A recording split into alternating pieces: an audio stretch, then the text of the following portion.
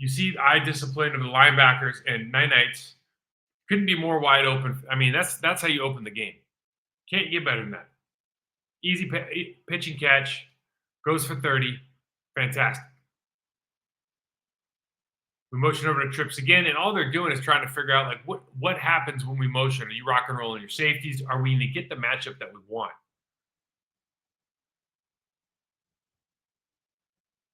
Tries to make a house call to Christian Watson. Like this is a big time throw early in the game, and this is one of those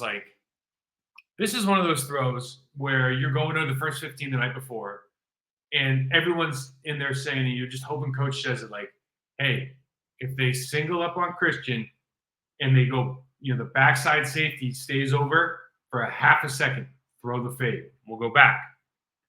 What am I talking about? So when they bring this safety down, this guy hasn't crossed that side of the field. So why I'm saying that is the safety hasn't balanced the offense at all. So you have more skill position players on the left of you than the right. Right? You split down the middle, you got 3 and 3, but there's far more over from a leverage standpoint to the left than there are to the right. So if you're going to stay there, then take advantage. Great pitch and catch. Always good to see Christian Watson get into the game early as well. Big time throw. So then we go motion, score the touchdown. If you go back, like we didn't even get maybe the blocking scheme that we wanted. So they want to bring Kraft over. We got a great job here on the crack. The linebacker tries to shoot his gap. We get in his way just enough. Kind of bumps off Kraft too, so Kraft clearly can't get to the safety. But like Willis is just so happens he's a really good runner. We go trips down to the bottom. So interesting set of trips, right? So you got tight end is covering the right tackle on the right. You have trips, but you also have the back over there. So really you have 4 receivers on one side. Motion over.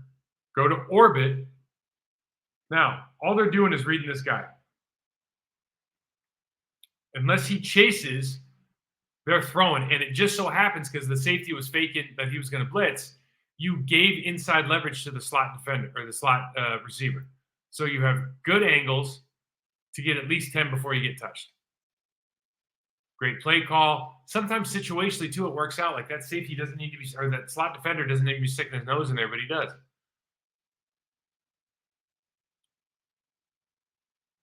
Now, you love this. He wide open player in the middle. He didn't see him. So he's got the in cut here for about a free 20, right, before that other safety gets over the top. But he sees the escape route. Clean pocket until late. And this is what you want to see, quite frankly, like that's what you want to see from your backup quarterback. Like I know if he's your starter and you got $55 million a year, it's like you want to run that much, but he's not that right now. So we go with the offset eye or offset pistol. So play design here is so good, right? I'm saying that because they're going to run the option, so all they want to do is freeze that defensive end. If he crashes or anything, we're pulling this ball and it's a go. And now you've basically got 2-on-2 downhill. So the linebacker takes both. He's late to read. Kraft gets up over the top, and Willis has another 30-yard gain. Really, I mean, great play design. And again, we talked about the eye discipline of the linebackers before the game, and it really affected the outcome because while they were so centered on stopping Josh Jacobs, and they did a really good job of that, I think all of the other stuff opened up because those guys are a little bit too quick. So here's my first, maybe of many. We used to have an Isaiah McDuffie appreciation post or a Preston Smith appreciation post. Today we have a Tucker Kraft appreciation post. We have not had a tight end who can do the next 2 plays at his level in at least a decade. First play. Easy. Release valve. Does a good job of holding up that defensive end. Do you have time? He releases out. He's covered. Makes the first man miss. Turns on the jets. Makes the second man miss. Ends up getting turned into a 15-yard gain. So athleticism, right? Yards after catch. Everything. Love it. Next play. We fake. Handoff. We go back at the end around. And now what does he do? Luda. What am I talking about? Old heads know that Ludacris had a great song that said, "Move, get out the way." And he's yelling Luda right now because he's about to toss this guy out the bar. I mean, that's an embarrassing takedown. I mean, that better be hitting real on his house. Like, if he's got a mom or a girlfriend or anybody who loves him, like, put that up on the computer screen right now as your screensaver for the next 2 weeks. Beauty. Okay, play 19 was the first real run play that worked. They already have like 100 yards rushing in the game. Play 19 was the first. All they do is a quick toss to Emmanuel Wilson. We've got, it looks like a toss crack, but it's really not. You got down block by Tom. We're just going out. Love to see the receivers working. Don't talk about it enough. I should highlight it more. Love to see the receivers working. Look at the second level block by Sean Ryan. Fantastic job. Gives them another 7 yards. Now, this is a significant throw. Why do I say that? So you're running the 15-yard dig. And the timing on this is important because you have to worry about the backside backer right there. And there's two things that happen. It actually, I'm not going to bring up the Christian Watson one, but it happens this play and then the next one to Christian Watson when he gets the out. The receivers are doing a good job mid-run or mid-route of making that linebacker wrong by taking a step in. It's a subtle thing, but he's not getting his head knocked off because they have the awareness, because they're so good at route running now and they're creating space. They have the awareness of the next guy coming. And they step out of the way. I'm not going to show Christians because it's the same thing, but great job by him as well. Now, we talk about elite athletes on the football field. Who am I always talking about when we talk about elite athletes? Talk about offensive linemen. Now, old 6'3" here probably weighs in about 325. Out on the move. Go ahead and take one, take two. Just take two on this and shove him out of bounds. Fantastic job, man. Love it. Absolutely. You love to see. I don't think there's anything more gratifying. Receivers going to say catching touchdowns. But when you see a play that's blocked well on the perimeter, whether it's offensive line pulling, whether it's fullbacks, receivers, I don't think there's a more fun play to watch in football. How sick is that, by the way? Okay, so welcome to the NFL game. Justin Simmons is really good. So there's still some things we got to work on. This is one of those games where everyone feels good about themselves. So this is mostly good plays here. This play, you just got to get your feet right. So Sean Ryan, we need you. This is a good player. If you take two horizontal steps, you're going to get absolutely dog walked by a dude like this. Okay, and it just opens up the backside C gap because the tackle's basically chasing you, not pushing with you. Good tackle. And then we got the next one here from our boy Musgrave. Dude, this is like Thunderdome right here. 2-man enter, 1-man leave. Now, I'm going to be fair to Luke Musgrave. He's trying to avoid this guy because they're trying to run the outside play. But, I mean, that other dude's putting that on his screensaver. You know, that's tough.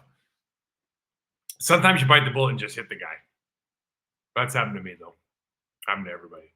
Sometimes it's your day. So they run a screen here, okay? So they do the orbit motion, and they pull Jenkins, who had another good game.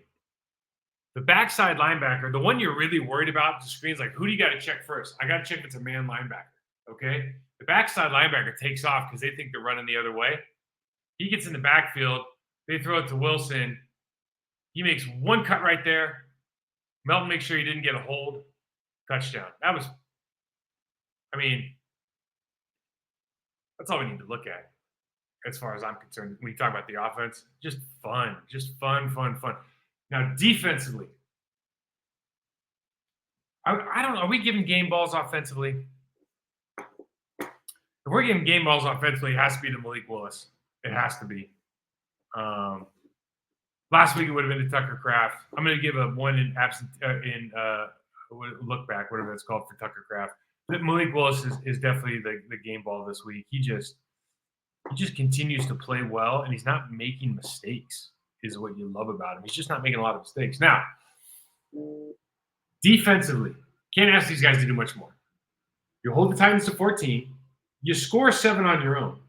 You create 3 turnovers. I think 2 picks and a fumble. The Titans averaged. Now the Titans are the Derrick Henry Titans for the last 10 years. They were the Eddie George Titans. Okay, They were the Chris Johnson Titans. Holy hell, they were good runnings, right? And they got Bill Callahan. They averaged 3 yards a carry on Sunday. Now, Bill Callahan is a legendary coach. He is an amazing. He might be the best O-line coach there is in the game. 3 yards a carry. You got multiple first-round picks. Blah blah blah blah blah. That's a hell of a good job by the Green Bay Packers. Now, highlights. Isaiah McDuffie, one of my favorite players to watch. This is his kind of game, man. He's all over the place. He finishes with 9 tackles, 6 solos. Really the physical presence that the Packers needed on the second level. I thought Quay played really well. You think the rookie plays really well. Here's the thing about this game. They didn't miss tackles. It sounds stupid, but they didn't miss tackles. And because they hustled through the ball and didn't miss tackles, all the opportunities that you see in games prior dry up. It's the name of the game. They played as hard, or all these kind of different. They didn't miss tackles. Now, Jair Alexander, obviously the pick 6. Maybe more importantly, Calvin Ridley, who's the guy we highlighted as somebody they had to take care of, or really be concerned about. The guy plays at a different speed. Now, it wasn't just Alexander, but they held this guy to 1 catch for 9 yards, really in kind of trash play at that point. Up multiple scores.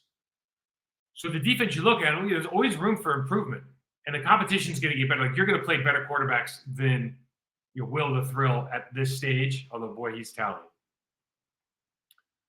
But you have to say, with these turnovers, if nothing else, Halfling's defense is like that. They're ticking that box, man. They did exactly what. Here's the best thing about the Halfling defense this game. You go into this game and you look at who you're playing, personnel, offensive line, quarterback issue, the whole thing, right? They've got Cowboys cast off at Tony Pollard, he's a good player, but and you think, okay, we should really have a good game against these guys. They should have multiple turnovers. This guy's getting the ball quarterback position, and everything that you expect to happen happens.